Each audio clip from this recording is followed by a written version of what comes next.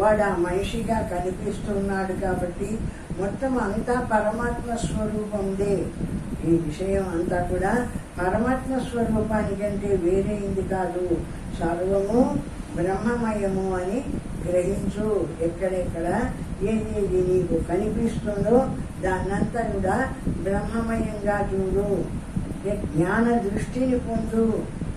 దృష్టిని జ్ఞానమయం కృత్వ అంటే జ్ఞాన దృష్టిని పొందినామంటే ఆ కళ్ళల్లోంచి చూసేది ఆ జ్ఞాన స్వరూపమే, చెవి నుండి వినేది ఆ జ్ఞాన స్వరూపమే అని జ్ఞాన దృష్టి కలిగి నువ్వు చూసినప్పుడు ప్రపంచంలో కనిపించేది అంతా కూడా ఆ జ్ఞాన స్వరూపమైన పరమాత్మ కంటే వేరేంది కాదు అని తెలియబడుతుంది. ఆ విధంగా ఎక్కడెక్కడ చూసినా కూడా అక్కడక్కడ అంతా కూడా జ్ఞాన దృష్టితో చూడు. సర్వము జ్ఞానము వల్ల ప్రకాశిస్తుంది అనేటువంటి విషయాన్ని బాగా గ్రహించు అంటాడు. అప్పుడు జగత్తు అంతయు తానేగాను అనగా బ్రహ్మస్వరూపంగాను ఒకటిగాను అగుపడు. నాలో ఏ జ్ఞాన స్వరూపం ఉందో ఆ జ్ఞాన స్వరూపమే అవతలివాడిలో ఉంది, ఇంకోడిలో ఉంది, ఇంకోడిలో ఉంది, అందరిలో ఆ జ్ఞాన స్వరూపమే ప్రకాశించి ఈ ప్రపంచంలో అనేక మంది మనుషులుగా, పశువులుగా, పక్షులుగా అన్ని విధాల రూపనామాలతో కనిపించే ఈ ప్రపంచం అంతా కూడా లోపల ఉండేటువంటి జ్ఞాన స్వరూపం వల్లనే ఉండి కనిపిస్తుంది. కానీ ఆ జ్ఞాన స్వరూపమే లేకపోతే ఈ ప్రపంచంలో ఈ మనుషులు, పశువులు, పక్షులు ఇవన్నీ కూడా మనము వాటిని ఉండి వాటిని చూడలేము. ఎప్పుడు అందులో ఉండే జ్ఞాన స్వరూపమైన పరమాత్మ లేకుండా పోతాడో అప్పుడు ఆ శరీరము శవమై పడిపోతుంది. ఏ శరీరమైనా పశువు కానీ పక్షి కానీ ఏదైనా దాంట్లో తెలుసుకునే జ్ఞానం ఉన్నంత వరకు అది బతికి ఉంటుంది. కానీ ఆ జ్ఞానం పోయిన తర్వాత ఆ శరీరము ఇంకా నిలవదు. ఆ విధంగా సమస్త శరీరాలు కూడా ఆ జ్ఞాన స్వరూపమైన ఆ పరమాత్మ కంటే వేరైనాటివి కాదు. అన్ని శరీరాల్లోంచి ఆ పరమాత్మే ప్రకాశిస్తున్నాడు జ్ఞాన స్వరూపుడై అని చూడమంటారు. ద్రష్టుర్దర్శన దృశ్యాన విరామో యత్ర వా భవేత్ దృష్టిస్తత్రైవ కర్తవ్య నవాసా గ్రావలోకనే. చూచేవాడు, చూడడము, చూడబడే వస్తువు ఈ మూడును ఎచ్చట లయమగుచున్నవో జ్ఞాన దృష్టిని ఆ స్థలమందుంచవలెను. ఒక వస్తువు ఉంటుంది బయట, ఒక మనిషిని కాదు, పశువుని, ఏదైనా ఒక వస్తువు ఉంది అంటే, ఒక ఆకారం కలిగిన వస్తువు ఉందంటే దాన్ని చూస్తూ ఉంటాము. అంటే దాన్ని మన కంటితో చూస్తాము. ఆ విధంగా చూసి అదంతా ఇది ఉంది దాన్ని రకరకాలుగా భావిస్తూ ఉంటాం. కానీ ఆ చూడబడే వస్తువు అంతా ఎట్లా ఉంది, అది ఉండడానికి కారణమేమి, అది నిలిచి ఎట్లా ఉంది అంటే అందులో ఉండేటువంటి పరమాత్మ వల్లనే కదా ఆ శరీరం నిలిచి ఉండేది. ఆ పరమాత్మ వల్లనే అన్ని ఇంద్రియాలు కదిలి పనిచేస్తుంటే ఆ శరీరం అన్ని పనులు చేస్తుంది. కాబట్టి మొత్తం అంతా కూడా ఆ పరమాత్మే ప్రకాశిస్తున్నాడు. ఆ విధంగా దృష్టిని జ్ఞానమయం చేసి బ్రహ్మమయంగా చూడు. సర్వాన్ని బ్రహ్మస్వరూపంగా, సర్వము బ్రహ్మమయంగా, పరమాత్మ స్వరూపంగా దాన్ని చూడు అంటారు. బాహ్య దృష్టి చేత అనగా నేత్రము చేత నాసికాగ్రమును చూడడము వ్యక్తము. యోగులైనటువంటి వాళ్ళు చూపును నాసికాగ్రంలో నిలపమంటారు. ముక్కు కొనను చూడమంటారు. ముక్కు కొన కాదు చూడవలసింది, ఈ రకంగా చూడు. సర్వము బ్రహ్మమయంగా చూడు. అంతటా పరమాత్మే ప్రకాశిస్తున్నాడు. ఏ శరీరమైనా, ఏ ఇంద్రియాల్లో అయినా అవి వాటి పనులు చేస్తున్నాయంటే పరమాత్మ ప్రకాశిస్తున్నాడని ఆ విధంగా పరమాత్మను చూడు. కానీ ముక్కు కొనను చూడవాకు. దానివల్ల నీకు వచ్చిన లాభం ఏం లేదు అని అంటారు. రహస్యార్థము యతి అనేవాడు సర్వదా తురీయ అవస్థను పొంది ఉండవలెను కాని నాసికాగ్రమును బాహ్య దృష్టి చేత చూచుచున్నంత మాత్రాన సార్థకము లేదని భావం. అయితే అటువంటి వాడు బాగా విచారణ చేసి సర్వము బ్రహ్మమయమని బ్రహ్మమాత్రంగా నిలిచి ఆ బ్రహ్మమందు దృష్టి నిలిపి చూడవాలి. కానీ నాసికాగ్రమందు దృష్టి నిలపడం వల్ల ఏం ప్రయోజనం లేదు. ఇందుండేదంతా కూడా జ్ఞాన స్వరూపమైన బ్రహ్మమని బ్రహ్మమాత్రంగా నిలబడు. దేన్ని చూడవాకు సర్వం బ్రహ్మమయం అని బ్రహ్మమాత్రంగా చూడు. ఈ దృష్టిని ఆ బ్రహ్మమందు నిలబెట్టు, అంతేగాని ముగ్గు కొనన నిలబెట్టడం కాదు అంటాడు. తురీయావస్థ అనగా ప్రపంచ వ్యవహారమంతయు మనోబుద్ధుల చేత జరుగుచున్నది. వృత్తి అనగా సంకల్పము పుట్టడము మనస్సు వలన. ఆ వృత్తిని విచారించి ఆచరించడము కాని విడవడము కాని చేసే పనిని అంగీకరించడము బుద్ధి పని. ఆ విధంగా మనము ఏ పని చేస్తున్నా మన జ్ఞానం చేత బయట పని జరుగుతుంది. బయట పనిని ఎట్లా చేస్తున్నాము? కంటితో చూస్తున్నాము, చూసిన విషయాన్ని గ్రహిస్తున్నాయి కళ్ళు. ఆ గ్రహించినటువంటి ఇది ఫలానా విషయము అని జ్ఞానం గ్రహిస్తుంది. ఆ విధంగా ప్రతి ఇంద్రియాలు బయటికి పోయి ఏ ఇంద్రియం ఏ పని చేయవాలో ఆయా పని చేసి ఆ ప్రపంచాన్ని చూసి ఇది ప్రపంచము అని తీసుకొచ్చి నా దగ్గర పెడుతుంటే ఇది ఫలానా ప్రపంచము అని జ్ఞానస్వరూపుడనైన నేను ఈ శరీరంలో ఉండి జ్ఞానమాత్రంగా నిలిచి నేను చూస్తున్నాను. ఆ ప్రపంచాన్నంతా ఆ విధంగా నేను చూస్తూ ఉన్నాను జ్ఞానస్వరూపుడనై అంట. ఈ రెండును అనపాయులు, ఒకదాన్ని విడిచి ఒకటి ఉండేటివి కాదు. అట్లా చూడబడుతున్న ప్రపంచము ఇట్లా చూస్తూ ఉన్న ఈ చూసేటువంటి వాడు విడిచిపెట్టి ఒకదాన్ని ఒకడు విడిచిపెట్టి ఉండవు. ఎప్పుడు దీంట్లో ఉండేటువంటి వాడు ఇంద్రియాల ద్వారా చూస్తూనే ఉంటాడు. ఈ ఇంద్రియాలు వాటి మీద పోయి ఫలానా విషయం అని వాడి ఇంద్రియాలు తీసుకొస్తూనే ఉంటాయి. అది వాడు తెలుసుకుంటూనే ఉంటాడు. ఈ విధంగా జరుగుతూనే ఉంటుంది ప్రపంచ వ్యవహారం అంతా. ఈ జ్ఞాన స్వరూపమైన ఏ పరమాత్మ సరువుల్లో ఉండి ఆ ఇంద్రియాల ద్వారా బయటికి పోయి ఆ విషయాన్ని తెలుసుకొని ఇది ఫలానా విషయము అని మళ్ళా గ్రహిస్తుందో అటువంటి జ్ఞాన స్వరూపము ప్రకాశించి ఇది ఫలానా అని ప్రపంచాన్నంతా తెలుసుకుంటూ ఉంది. ఆ విధంగా ఎప్పుడు తెలియబడుతూ ఉంటుంది ఈ ప్రపంచము. సర్వదా కలిసి ఉండు. ఎప్పుడు కూడా ఈ చూసేది ప్రపంచాన్ని చూస్తుంటాయి ఇంద్రియాలు. ఆ ఇంద్రియాలను ఈ జ్ఞానం చూస్తూ ఉంటుంది. ఎప్పుడు కూడా విడిచిపెట్టవు. దీన్ని అది చూసే ఇంద్రియాలను జ్ఞానం విడిచిపెట్టదు. ఈ జ్ఞానాన్ని ఆ ఇంద్రియాలు విడిచిపెట్టవు. ఆ విధంగా నిరంతరము చూస్తూ ఉంటాయి. సమస్త జనము ఒకవేళ బ్రహ్మత్వాన్ని తెలుసుకున్న మనము ఈ విధంగా విచారణ చేసినాం కాబట్టి మనకు మధ్యలో మనకు బ్రహ్మత్వము అనేది నిరూపించుకుంటున్నాం. చూడబడే వస్తువు, చూసి ఇంద్రియాలు, తెలుసుకునే జ్ఞానం. ఆ జ్ఞానమే లేకుంటే ఇది ఏం చూస్తుంది? ఇంద్రియాల ద్వారా అది ఫలానాన్ని ఏ జ్ఞానం గ్రహిస్తుంది? ఇందులో ఉండే జ్ఞానం. ఆ విధంగా అనపాయిని. ఆ విధంగా లోపల ఉన్న జ్ఞానము, బయట ఉన్న ఇంద్రియాలు, దానికి బయట ఉన్న ప్రపంచము ఒకదాంతో ఒకటి కలిసి ఈ ప్రపంచ వ్యవహారం జరుగుతూ ఉంటాయి అంట. రెండును పనిలో ఉన్నప్పుడు జాగ్రత్తావస్థ, రెండును తమస్సులో లయించినప్పుడు నిద్రావస్థ. ఇది చూడబడేది చూసేవాడు జాగ్రత్తలో ఉన్నాడు అంటే, చూస్తూ ఉన్నాడంటే ఇది జాగ్రత్త అవస్థ.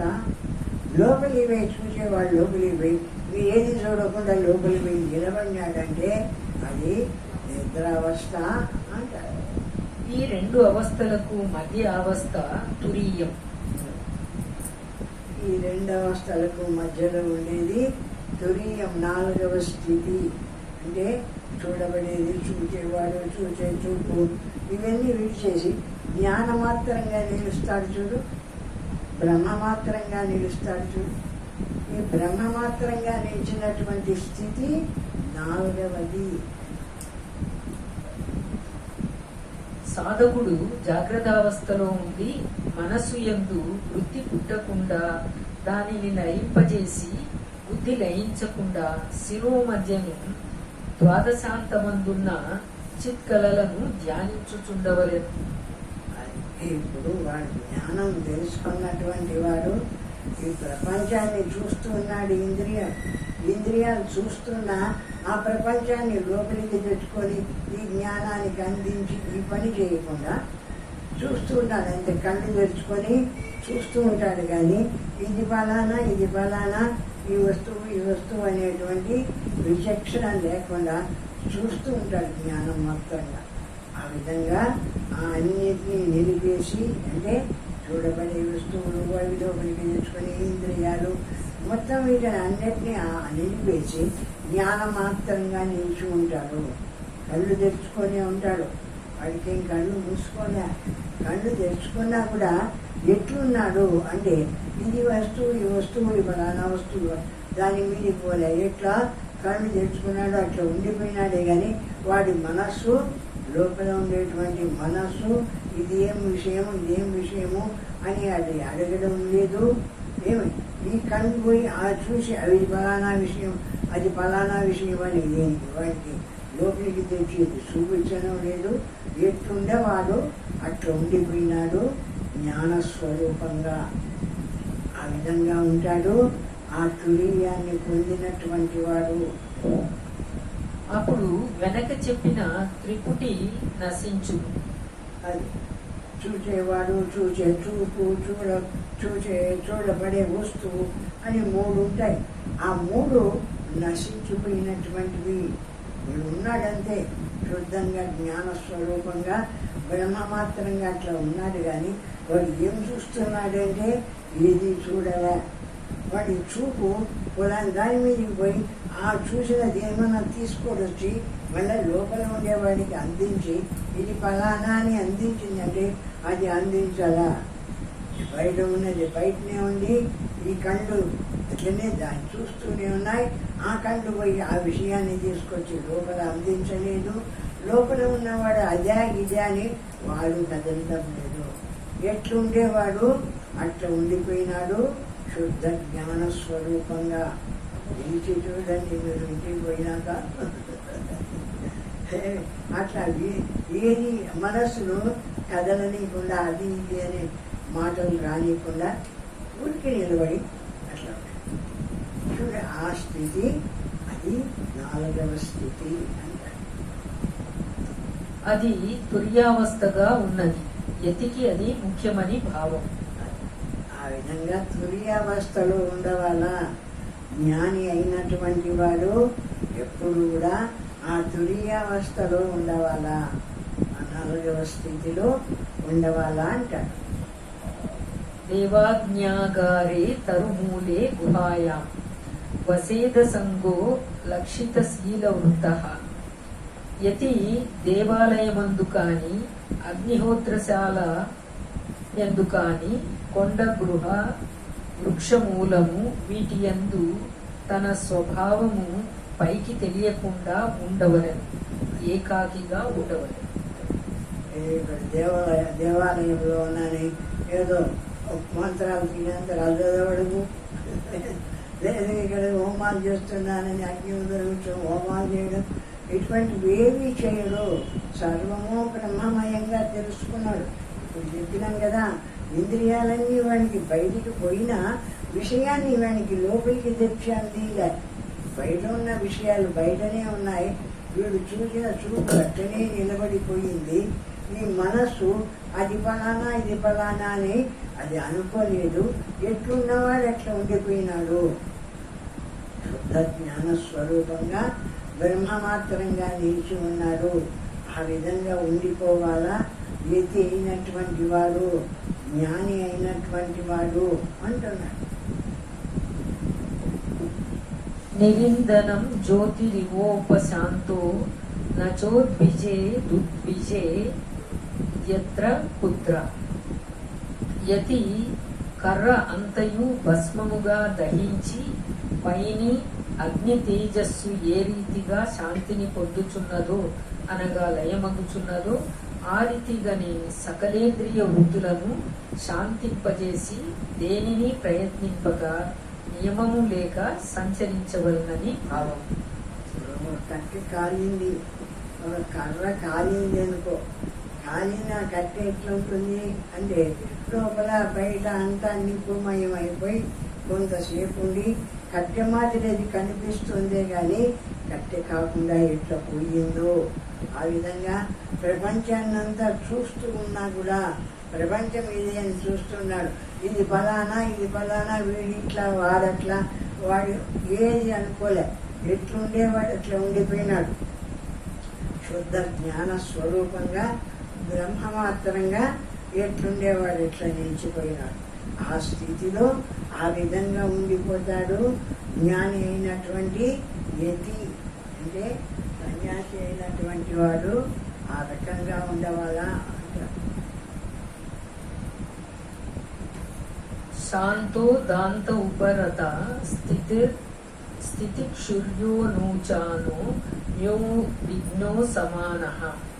ముని అయిన వారు సన్యాసాశ్రమమును పొందినవాడు. మహర్షి అంటే అలా పరమాత్మను పొందినటువంటి వాడు సన్యాసాశ్రమం తీసుకున్నాడు. అంటే సన్యాసము అంటున్నాగానే ఏదో ఎర్ర గుడ్డలు కట్టుకుండేవాడు, ఎడం పెంచుకుండేటువంటి వాడు, ద్రాక్షలు వేసుకుండేటువంటి వాడు, వాడిని మాత్రం మనం సన్యాసి అనుకుంటాం. అది కాదు. వీడు ఎట్లా ఉండవాలా అంటే ఇప్పుడు చెప్పినట్టుగా ప్రపంచాన్ని అంతా చూస్తూ ఉన్నా కూడా ఇది ఫలానా, ఇది ఫలానా, ఇట్లుంది, ఇట్లుంది, దేన్ని వాడి ఎందు భేదాలు చూడకుండా ఎట్లా జ్ఞాన స్వరూపం తనలో ప్రకాశిస్తుందో జ్ఞానమాత్రంగా నిలిచి ఉండవాలా. శుద్ధ జ్ఞాన స్వరూపుడే జ్ఞానమాత్రంగా నిలిచి ఉండవాలి. కానీ ఆ జ్ఞానం చేత బయట ఉండే వస్తువులను ఇది ఫలానా, ఇది ఫలానా అన్నప్పుడు ఆ విషయం అంతా లోపలికి వచ్చి ఈ మనస్సులోకి వచ్చి ఆ ఆకారం పొంది ఈ చైతన్యాన్ని చూస్తూ ఉండే జ్ఞానం ఉండే దాన్ని చెదరగొడుతుంది. కాబట్టి ఏది అనుకోకుండా ప్రశాంతంగా నిలబడి బ్రహ్మమాత్రంగా ఉండవాలా. చూస్తూ ఉంటాడు, వానికి కనిపిస్తుంది ప్రపంచం, కనిపించకుండా పోదు. అయితే ఈ ప్రపంచం వాడిని లోపలికి రాదు. లోపలికి వచ్చి మనోబుద్ధుల్లోకి వచ్చి ఇది ఫలానా, అది ఫలానా అనుకుని దాని ఎందుకు ఇష్టము, అయిష్టము, ఏది ఎట్లా ఉండేవాడు అట్లా ఉంటాడు. శుద్ధంగా చూస్తూ ఉంటాడు ప్రపంచాన్ని. ఏ ప్రపంచం చేత అంటుకోబడకుండా ప్రకాశిస్తూ ఉంటాడు. ఇటువంటి వాడు అంతరింద్రియ నిగ్రహము బహిరింద్రియ నిగ్రహము కలవాడై ఆత్మాభిముఖమైన బుద్ధి కలవాడై. అది అంతరింద్రియ నిగ్రహము అంటే లోపల ఉండేటువంటి మనోబుద్ధులను నిగ్రహించవాలా. బహిరేంద్రియ నిగ్రహము అంటే కళ్ళు, ముక్కు, చెవులు ఈ బయట ప్రపంచాన్ని చూస్తూ ఉంటే వాటిని నిగ్రహించి ఏది అనకుండా నిశ్శబ్దంగా మౌనంగా ఈ పరమాత్మ స్వరూపము సర్వము బ్రహ్మమయము బ్రహ్మమాత్రంగా నిలిచిపోయి ఉంటాడు అటువంటి జ్ఞాని. అటువంటి పరమాత్మను పొందినటువంటి వాడు.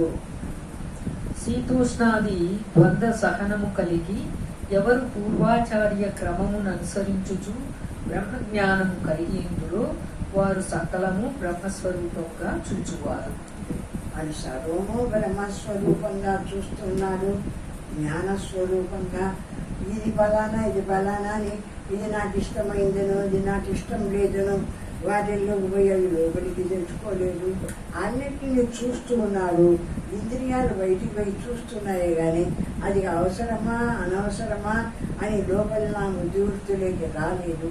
నేను జ్ఞానమాత్రంగా నిలిచి ఉన్నాను. సర్వం ప్రకాశిస్తుంది. నేను దేనితోనూ సంబంధం లేకుండా శుద్ధ జ్ఞాన స్వరూపంగా ప్రకాశిస్తూ జ్ఞానవంతరంగా నిలిచి ఉండవాలా.